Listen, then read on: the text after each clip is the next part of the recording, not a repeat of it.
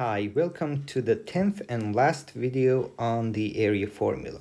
After we did our first proof of the area formula, the machineries and the proof and the statement had some corollaries that we discussed in a separate video. So that now that we have a second proof of the area formula using some other machinery, we have some new corollaries that we put in this video. So for the second proof, the machinery we used was Sard's theorem, which takes care of the critical set. Image of the critical set is Hn negligible. The C1 approximation result, which was very important, it's a deep result that says any Lipschitz function equals a C1 function if you sacrifice a very small bit of the domain. And then once you had C1 embeddings of an open set, say, so that the image is a manifold, we had almost isometric parameterizations. If you have an embedded manifold, every point has a neighborhood which is parameterized by a function whose Lipschitz constant is arbitrarily close to 1. So the first theorem that follows from these machineries, and its proof is contained in the proof of the area formula, therefore I'm not going to repeat that proof here, is as follows. Suppose you have a function, Lipschitz, between Euclidean spaces as before, and take an arbitrary measurable set in the domain. Then you can decompose A into union of A0, A1 to A infinity, or maybe it's just ends at finite time, such that A0 contributes nothing in the image.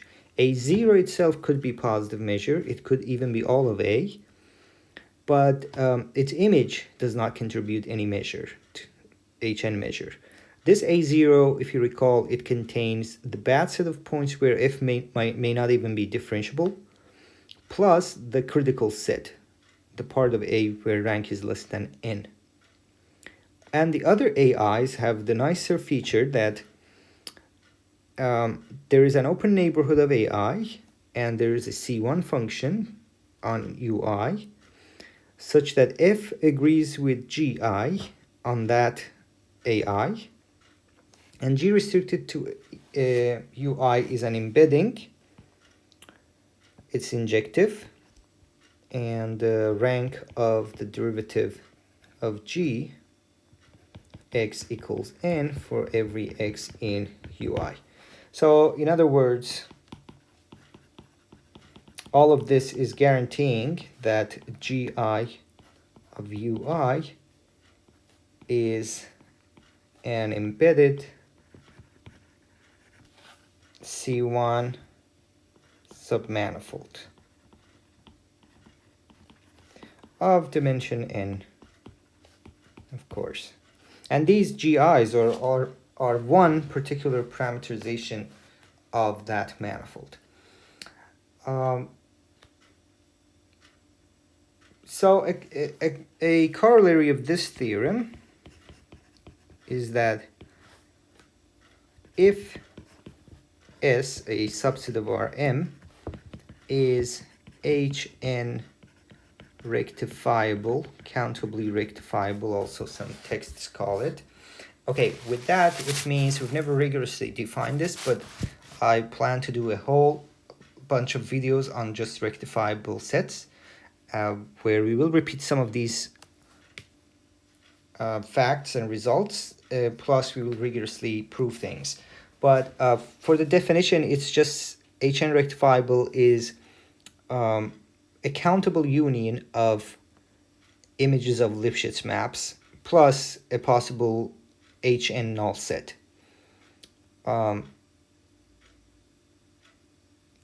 So if S subset of Rm is Hn rectifiable, then, so this is going to show that these sets, although being images of Lipschitz maps, and also we allow countable unions, so they can in general be really crazy sets, nevertheless they do have some nice structure if we ignore some small parts of them, and from the point of view of measure theory, that's just okay.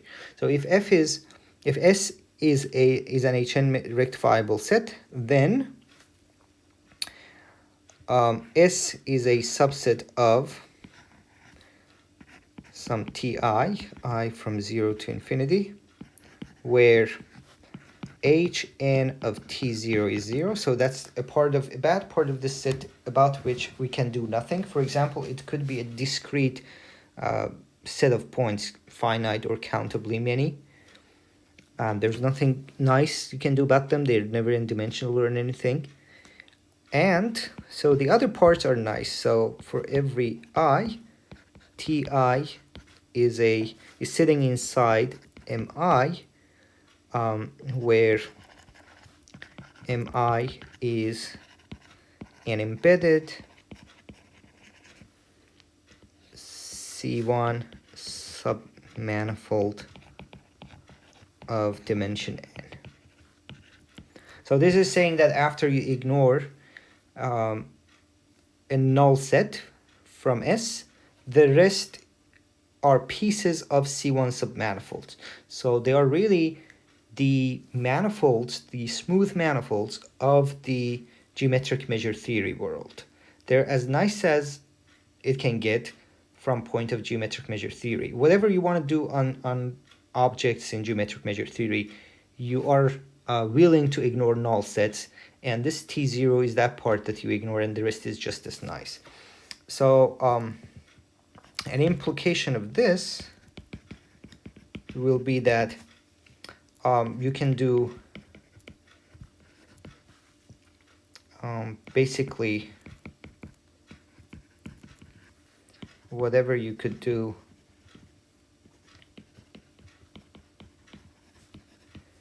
on Rn, also on rectifiable sets. Okay, one example is that we can formulate and prove an area formula for functions that are defined on rectifiable sets into, say, other rectifiable sets, or let's not complicate things too much, just keep the target as Rm, that are Lipschitz. The reason being that you basically parameterize S according to the above structure into nice pieces, and then you just pull back F onto the Euclidean space. All you need to do is verify that these are well defined independent of the way you parameterize, the way you decompose S, but it's just familiar stuff from manifold theory. So that was one thing, one application, that the structure of the rectifiable sets is nicer than their definition suggests. Okay. A second application, or with the new, I mean just second new in this presentation. So at Hn, almost every point of an Hn rectifiable set, so an Hn rectifiable set,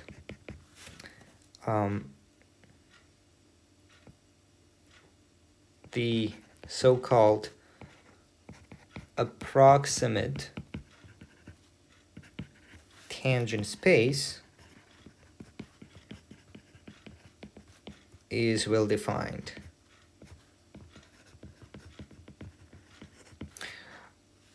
So the approximate tangent space is a generalization of what we intuitively and visually know about manifolds.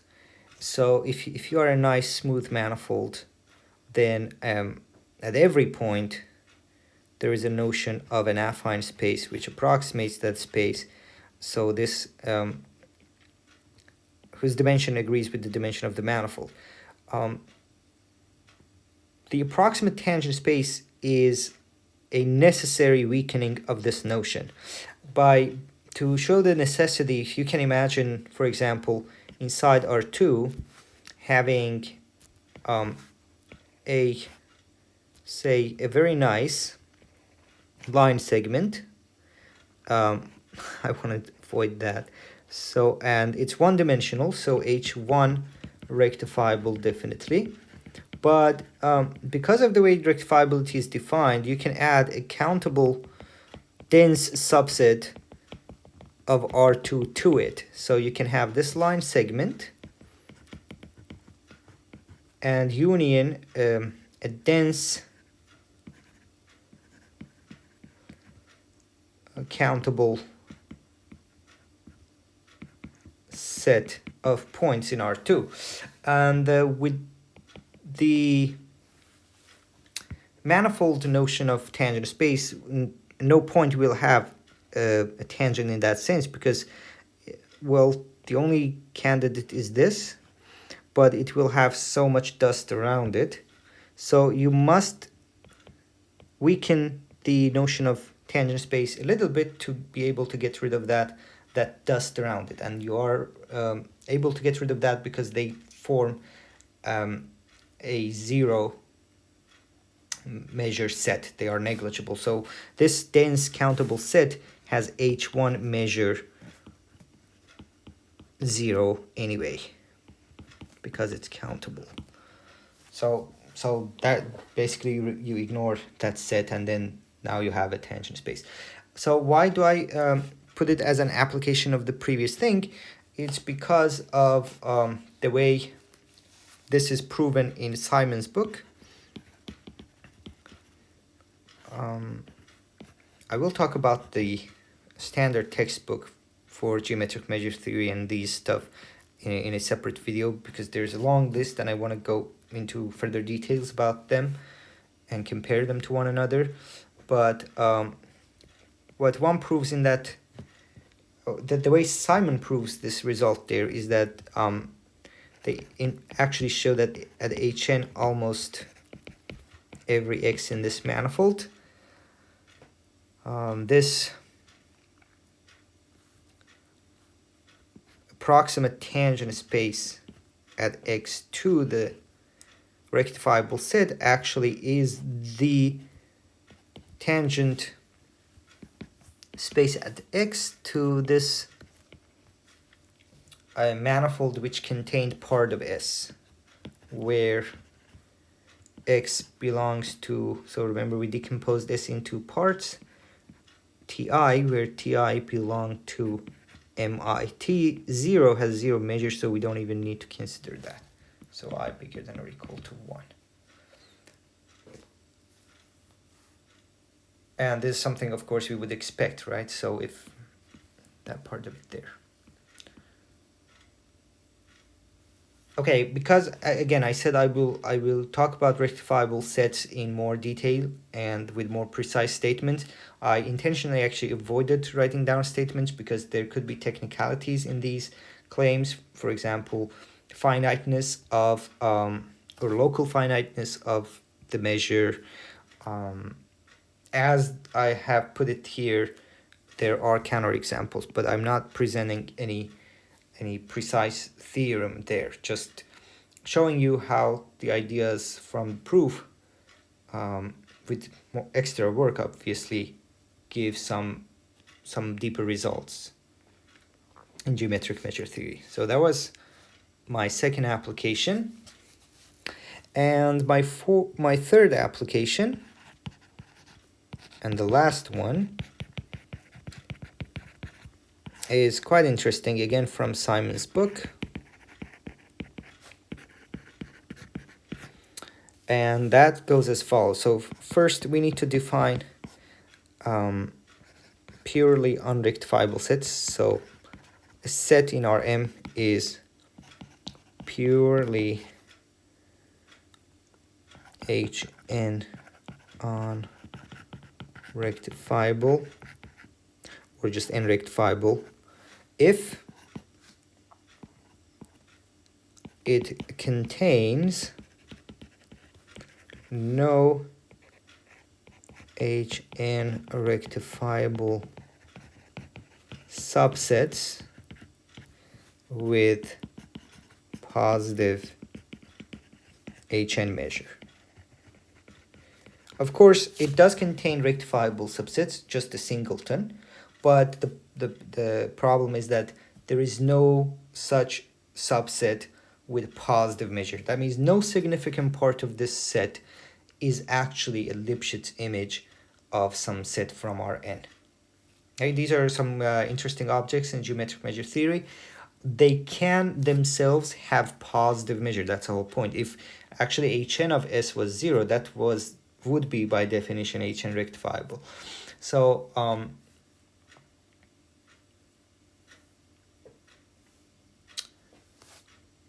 the corollary of the results we want to mention is as follows.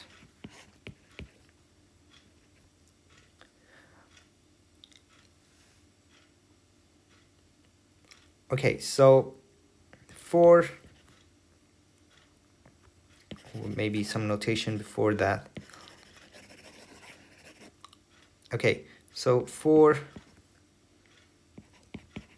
J1 strictly less than J2, Jn less than or equal to m, we write pi J1 Jn for the orthogonal projection, the standard projection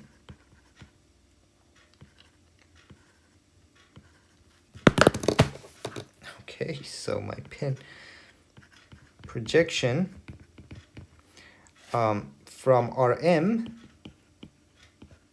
into Rn given by x1, x2, xm is mapped to xj1, xjn.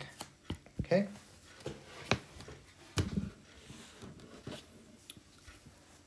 Okay, an easy observation is that if P inside Rm is an n-dimensional affine subspace, then there exists J1, Jn such that pi J1, Jn restricted to P is an isomorphism.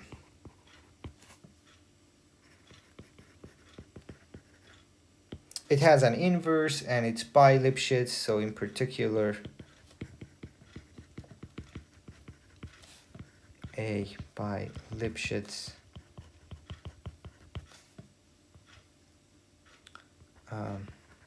map. So the inverse, of course, we mean inverse restricted to P. And that is not too surprising. The proof could be one proof that Simon gives is you take a basis for P, and then because they are their span is n-dimensional, and because column rank, that you put them into a matrix, and because column rank equals row rank, you get that a certain submatrix of that is invertible, and that's pretty much it, because the projection is a linear map and everything follows. So pictorially, this is saying that if you are, for example, in R3, and you take any line, then its projection into either x-axis or into y-axis or into z-axis will be an isomorphism, an invertible map with finite bound on Lipschitz constant. It could be, so in this particular picture, in either axis this will work, but you could have also vertical ones. Then you have to project either onto z or onto x to have that, but not onto y. If this is like sitting onto y on exactly the space-wise. maybe onto X is also problematic, but anyway, the projection onto Z here will be actually just an isometry. So for any n-dimensional affine subspace, there will be some collection of n-plane in the axis, projection onto which will be an isomorphism. You could here, for example, also talk about two-dimensional affine space sitting in R3, and this is saying that every plane you take, its projection either onto xy or onto xz or onto yz will be an invertible by Lipschitz map. Okay, what does it have to do with rectifiable sets? If M is a C1 embedded submanifold of dimension n, then its projection onto its projection under some of the projections of the type above, so J1, Jn, will have positive Hn measure. This pretty much follows from the fact about the affine part, because what you do is, okay, you take your manifold and then you take at any point and you take its tangent space. Now, because of the fact above, there is some n choice of the axes where projection onto them is by Lipschitz, and now because the manifold is pretty well approximated by this affine space, the projection restricted to the manifold is also by Lipschitz. To be really rigorous here, one would apply the inverse function theorem. So there is a neighborhood of this point, the neighborhood in Rm. And right at this point, the projection map has rank equal n. So in a neighborhood, the function, the projection has rank n, this particular projection. And so by implicit function theorem, you get that on the manifold, this is a non-degenerate map. Okay, so what does this now have with pure unrectifiability? So the result is that if S a subset of Rm, okay, has 0 Hn measure. Okay, so, well, to be a bit more precise, okay, suppose S is a subset of Rm, and for every choice of indices J1, Jn, the projection of S under this map has Hn measure 0. Then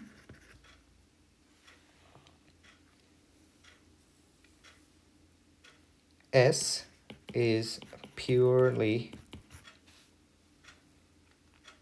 and unrectifiable.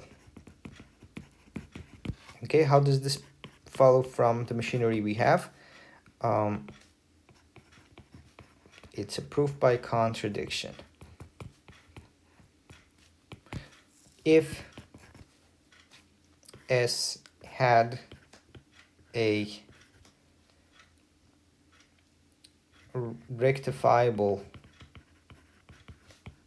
subset with positive measure,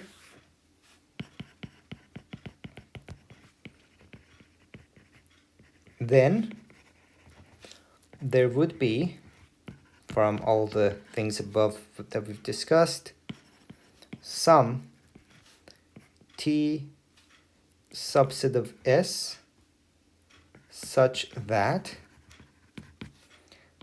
number one, Hn of T is positive. Number two, T is a subset of some manifold for an embedded C1 manifold. Then the projection of M, because the projection of the restriction of this projection on M is by Lipschitz on a neighborhood of any point of M. So for some projection, some part of T, so take any point X in T, which is also a point in M, and find the projection where a neighborhood of X becomes by Lipschitz under this projection. Therefore, the projection of T will also be, will have positive Hn measure. But that is a contradiction because we started by saying that the assumption is that under all such projections, Hn of S is 0. Well, S is bigger than T, so this particular projection will produce positive measure for also S. Okay, so this is a particularly beautiful and useful theorem. It gives a very easy way of checking and knowing that some set is purely unrectifiable. The example in the Simon's book is that of the four-corner Cantor set. And the by construction, which is just replace every square by the four corners and then inductively repeat and take intersection. So this set by its construction will have 0 H1 measure with projection onto x-axis, and the same, because of just symmetry, will be true for this. So you are in R2, and there are two choices for the projection, either projection onto the first axis or the second, and under each of these projections you have 0 H1 0. And because those produce 0 measures, according to this theorem, this set is purely one unrectifiable.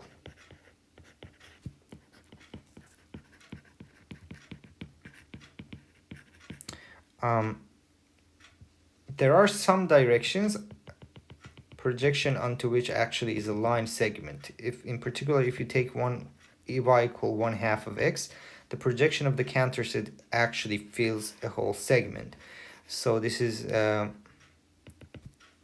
because projection onto into the axes has 0 measure doesn't mean projection onto all directions has 0 measure. But there is a deeper result that if you are purely unrectifiable, then projection onto almost every direction produces 0 measure. But more on that when we talk about rectifiable sets in their own right. So that brings us to the end of this video. Remember that all the PDFs of all these notes are always included in the descriptions of the videos. We have hit 100 subscribers. Thanks a lot for your kind attention. Please spread the word to other people. I will soon discuss a little bit more about the plans I have for the future of the channel. I might also change the name of the channel to a simpler one, hopefully. Please do let me in the comments what you think. If you have any ideas, if there is a particular topic you would love to see appear on this channel, either I will do it or I will find someone to do it. here. And that's it. Thanks a lot for watching this one video as well.